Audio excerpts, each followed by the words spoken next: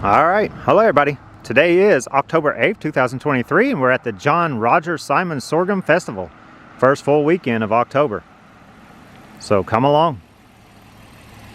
Hello. All right, I am Michael and this is Jenny, so let's go check out the Sorghum Festival. All right, come along.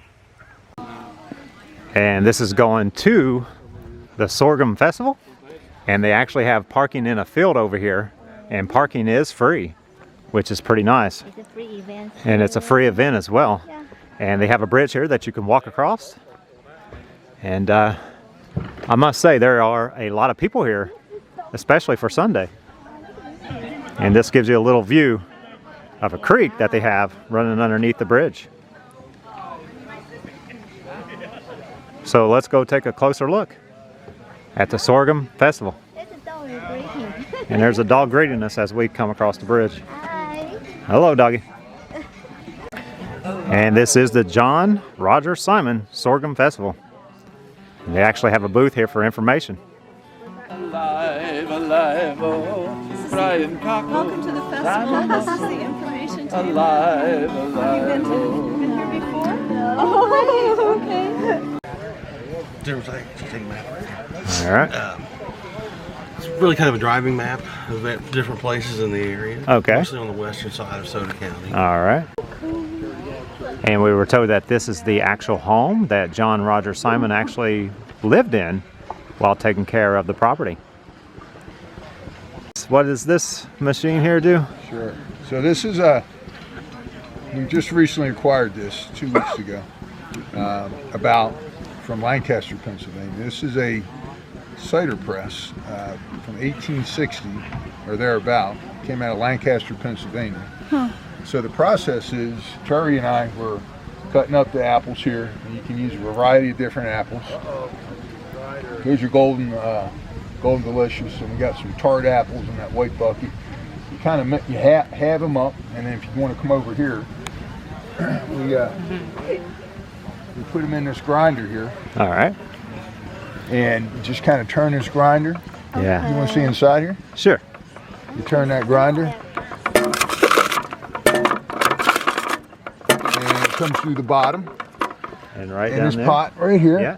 we grab this pot and we put it in a cheesecloth, Okay. and there you are. Appreciate Get a sack here and a cheesecloth. We fill up with the apples that are cut up. This is your screw for this cider press. All right. And on top of it, you got a plug here, wooden plug. Okay. I want to pull this up so you can see that mesh bag down there. All right. Now some people will use a pillowcase. So that mesh bag kind of goes Wow. over here. You put your apples in, you put the plug on it, and then you want to go ahead and just apply pressure. And you try and get 2 presses out of each batch of cut apples that you put in there. All right? Wow. So this is going to be repaired. If you see, notice here, it's Okay. got some cracking going on. Yeah. We kind of did this yesterday. So we can't apply the full force Okay. on this. But if you just kind of, let it sit right about there, it'll start dripping out. With a fresh batch, you'll have plenty of juice coming down. Okay. We collect it in the pan here. Oh, okay. And if we Wonderful. don't mind the bees, they leave you alone. Right, yeah. Put it right over here. And that's Wonderful. Fresh Okay. cider. Yeah. Oh, thank you so much. welcome. All right. This was donated. This is So it becomes apple cider. This is for berries. And apple cider? Very good. Very good. All right, so I'm trying some of the apple cider. It is so sweet and delicious and smooth. It is absolutely wonderful. I am so glad I came here just to try this. Wow. And once you're done, you got a little bucket here. You toss your little cup in there. So. That's right. All Also right. come with a lot of bees. It's wonderful. Yep. All right, let's go to the next booth. Could you explain what this machine does and what it is? I sure can. All right, appreciate it. All right.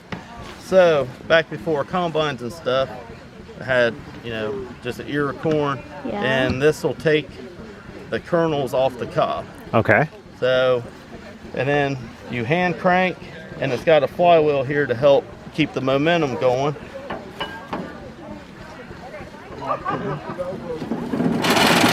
All right. The corn will come out the bottom, and the cob will come out right here. Oh, okay. Ain't that something? Yeah, Oh, wow. Yeah. So the cob comes right out there, Yep. and the corn comes down at the bottom. All right. Now Is it before kind of- these, we have our box. Okay. These are called little box shellers.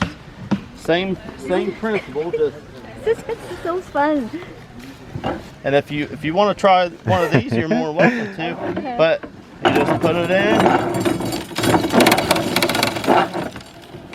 and that kicks Oh, it. it's different way. Oh, All right. okay. Wonderful. All right. Hey, that's use that to start. All right. Thank you so much. Hey, you're welcome. So this process is actually called shelling corn, and it would be for perhaps the livestock. They could Yep, give for the livestock. Okay, or chickens. All right. All right. Thank you once again. You All guys right. have a good day. You too.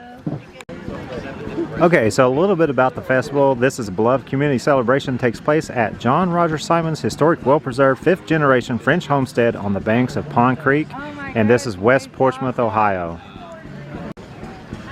And the John Roger Simon farm is actually 500 plus acres of forested Appalachian hills, and we do like the Arc of Appalachia. We actually do trails there. All right, what's this actually do? It's for running birds or rabbits or anything out of your garden. Oh, okay, yeah. That way you don't waste no bullets. Oh, okay. okay. So it scares little animals away from the garden. Yeah. All right. Yeah. I mean, well, I can kind of go through the whole setup. Okay. Sure.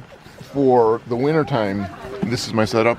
All right. So it's got 2 boxes, Yeah. and you want to close it down some so that the bees need to stay warm. Oh, During okay. the winter time, you don't want to give them too much space because they can't keep it warm. All right. So you want to kind of close down. So if you have a weak hive and very few, you might want to go down to 1 box. Okay. I generally go down to the 2 boxes. All Because right. the bees will shiver during the winter time. They'll create a cluster in the middle of the hive, and the bees on the outside eventually kind of work their way to the inside. So they kind of rotate through, so that the ones on the outside aren't always out there and cold. Okay. So the Yeah. warmest is in the middle. So they Warmest kind of is in do the middle. The rotation. Okay. So then in the springtime, when the nectar's flowing, flowers are out, I'll put what's called a queen excluder. Okay. So the queen can't fit through this grate. Okay. She's too big. The other bees can. The worker bees can't. Okay.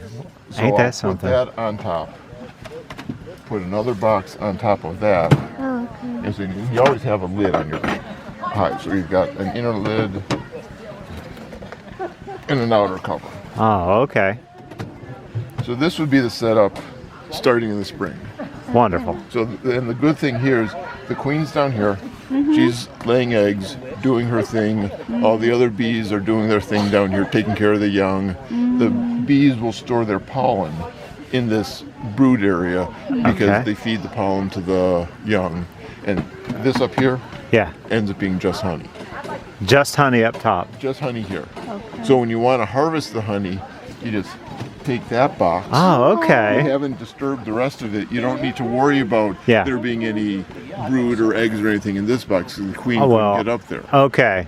So can I ask, how is it that the honey actually ends up at the top as opposed to the We have no mid or knowledge. bottom? Well, Yeah. they'll store it here also. Okay. They will. Okay. It will be. But- Yeah. When you're going through, the middle of Look the at that. hive, and you may have, this much on this frame in Okay. the middle that's brood, and then the frame below Right. is brood. Okay. So they're filling in with honey and pollen around the brood. Oh, okay. So you need to, they're going to want to have enough room in this part to produce the brood. Okay. Yes. So you can have, between these 2 boxes, there's 10 across, top and bottom. Right. You may have, all of these that are predominantly brood.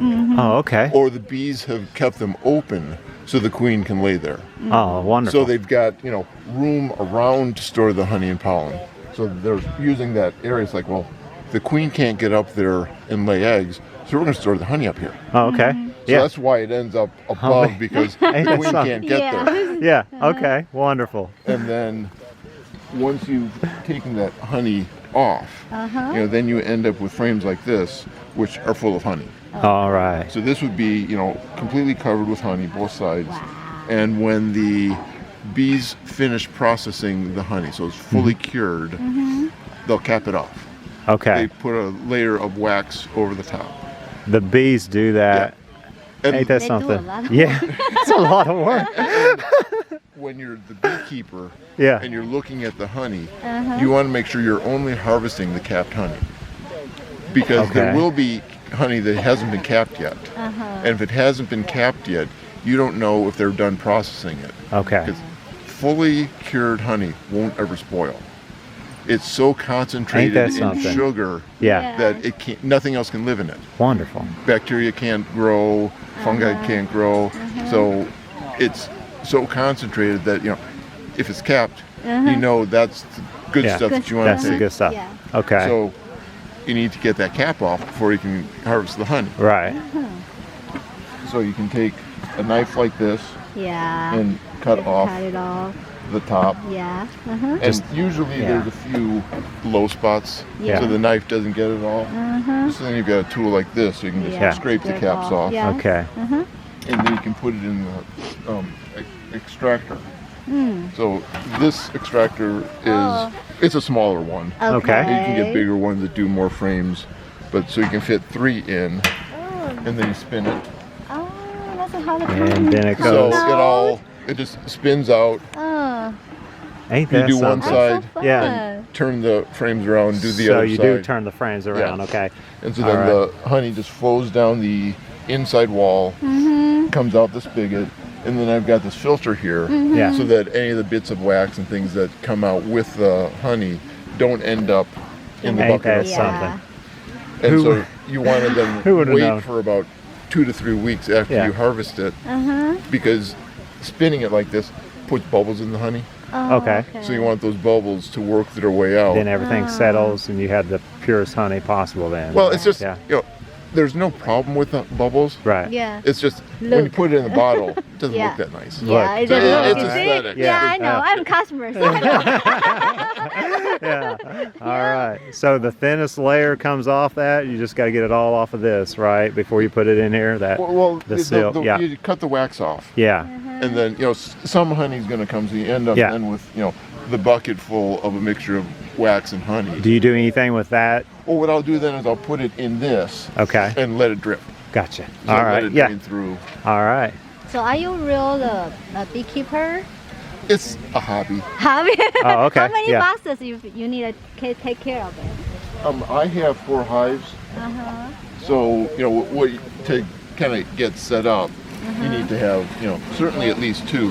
Yeah. And then, depending on how the year is going, you can put 2 or 3 more, or Right. 1 or 2 more on top of that. So you may have, a hive that's up to 4 right. boxes. Okay. I think I like this hobby. Yeah. You can make a real your own Yeah. honey. Yeah. All right. Thank you so much. All right. All right. And if you get hungry at the festival, they do have food here for chili dogs. They got plain hot dogs. They have chips, soups, and drinks. Very nice festival.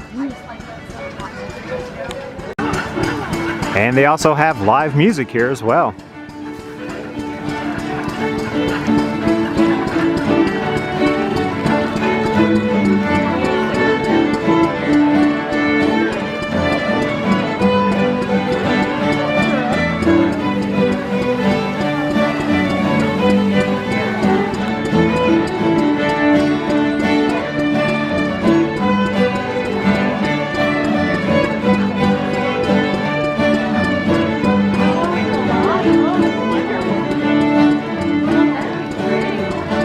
Quite amazing.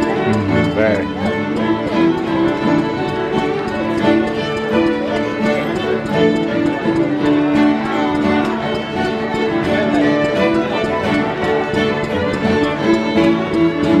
And they have chili over here and it smells wonderful. It is a very nice environment here. If you can get here, you should get here. And this gives you a little insight of a building they have here. And they have tools and they have history on the wall. And they have the live music playing right in the building.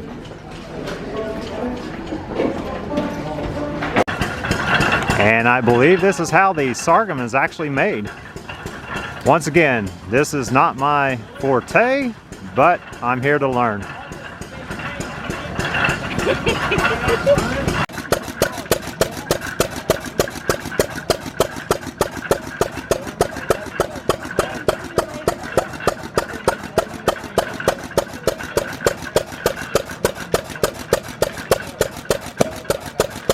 On the other side, and squeeze it, juice out of it, and there's a concrete tank it gets it in. Okay, then they let it down a pipe when they get ready. They go down here and they evaporate the water off of it, and it leaves sugar content higher. Okay, and they skim the scum off, the green, it's called chlorophyll. Okay, it's in the juice. Oh, okay. Okay. Do they do anything with this? Used to, they would feed it to the cattle. They don't have no cattle on this farm no more. Gotcha, okay. So they're going back on the field to go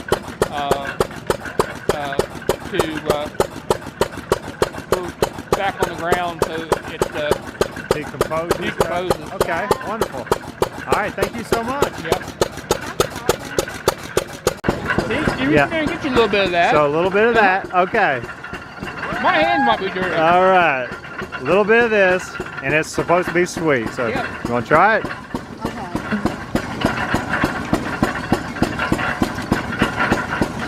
It really is sweet, isn't it? That's amazing. Yeah. All right. Thank you so much.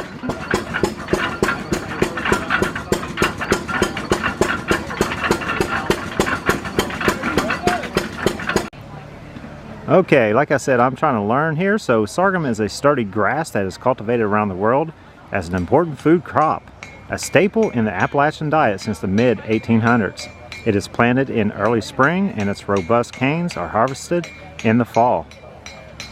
So the canes are pressed and the juice produced is cooked until it thickens into a natural sweetener with many culinary applications. People eat it a lot, just on a biscuit or on pancakes or on a waffle. Or if you want to, I know they'll let you look through. Over there where they're selling it, they have cookbooks. And it's good in gingerbread and cookies. Some lady, I don't know if she's back today, was making popcorn balls with it. I put it in baked beans and make a mix to baste a ham with mustard and pineapple, and that is real good. All right. All right, thank you so much. You're very welcome. And they are making apple butter over here at this booth.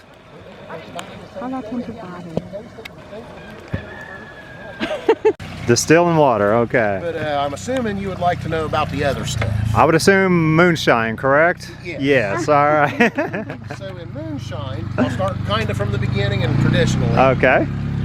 You'd use about 2 pounds of corn and about 1 pound of malted barley. Okay. And the malted barley converts the corn starch to corn sugars. All right. Add a little bit of yeast, let it sit 7 to 10 days. The corn will float, and then it'll sink. When it sinks, it's ready to put in here. Okay. You filter it. At that point, you call it wash. All right. You put it in here, and you bring your heat up real slow. Alcohol evaporates at a lower point than water. Okay. So then the alcohol vapors will start coming off with a little bit of water, come through the pipe, through this cooling tank, and alcohol will come out the tip. Just right there, just like that. This is the simplest, pretty much version of a distillery. Okay, wonderful. Yeah. Now I'm going to assume that everybody had propane at the time. Would they just use regular fire? Or? Yeah. So on I wish I had my phone with me because I could show you some pictures. All right. A lot of times they would build a stone furnace and put a rock underneath to set the still on. Okay, yeah. And then build the fire in front and let it pull the heat up around the still. Okay, wonderful. It's very easy to scorch liquor. Okay, yeah, all right. So not so much control of the fire and the heat and all that then. Right. So, okay. All right, thank you so much. And if all you right. get really interested in it, we do teach classes in coppersmithing and moonshining up in Waverly. In Waverly, okay. Thank you so much. All right, bye-bye. And they do have a blacksmith on the premise.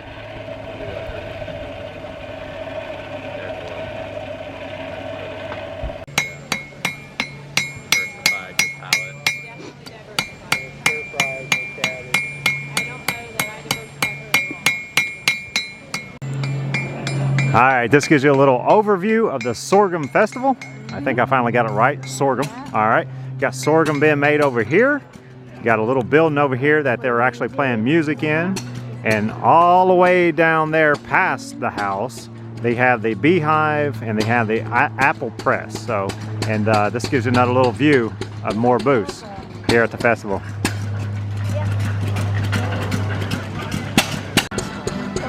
And they also have booths out here for crafts and knitting, and tells you how to actually knit and use machines. Very nice. I do have sheep, but it's like I said, it's too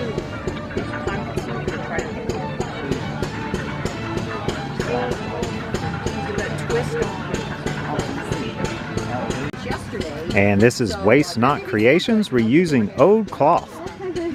And it looks to be turning something that was old into something very beautiful and nice. This winter, my challenge is I want to learn how to make the square ones. And they do have some sorghum for sale. They actually make s'mores, it looks like, and popcorn, and actual cookies as well. Give her one while we're here. She'll be messy as all get out. Do you want a little bag? Or? One popcorn? Yeah. And Jenny's going to go with the popcorn, and I am going to go with the s'mores. All right.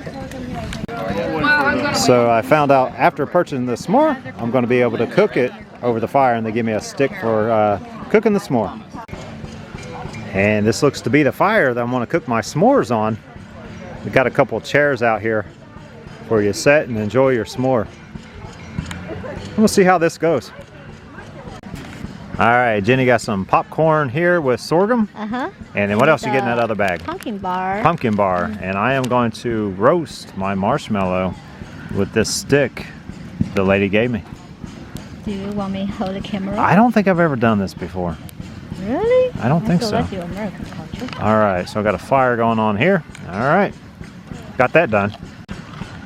It's so good. All right, the sorghum popcorn. Better than the caramel. Better than the caramel, right? It is so good. It is so good. Mm-hmm. And I got my s'mores going right now. I can't believe how good that is. It's so good. It's real natural sugar. It's natural sugar. Just unbelievable. So good. All right, I'm going to enjoy my s'mores. So good. We just want to see how you... Yeah. So good. Yeah, it's wonderful. Yep. The process is we have this little really good thing first. Oh, okay.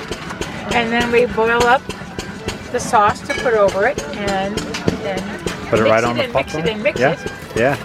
And Wonderful. then bag it and eat it. Yeah. Couldn't believe how good it was. It was so good. It was wonderful. We use real butter. Yeah. Okay. And sorghum. Yeah. Wonderful. Thank you so much. All right. And just a bit of sugar. A little bit of sugar. All right. Okay. I think the cat's been let out of the bag now. All right. Thank you. And they have a Toyota wrapped up in a quilt here. And they have some beautiful quilts in a barn.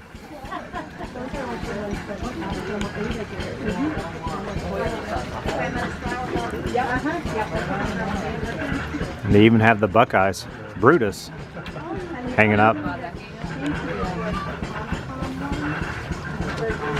Very well done. Very beautiful. Very pretty.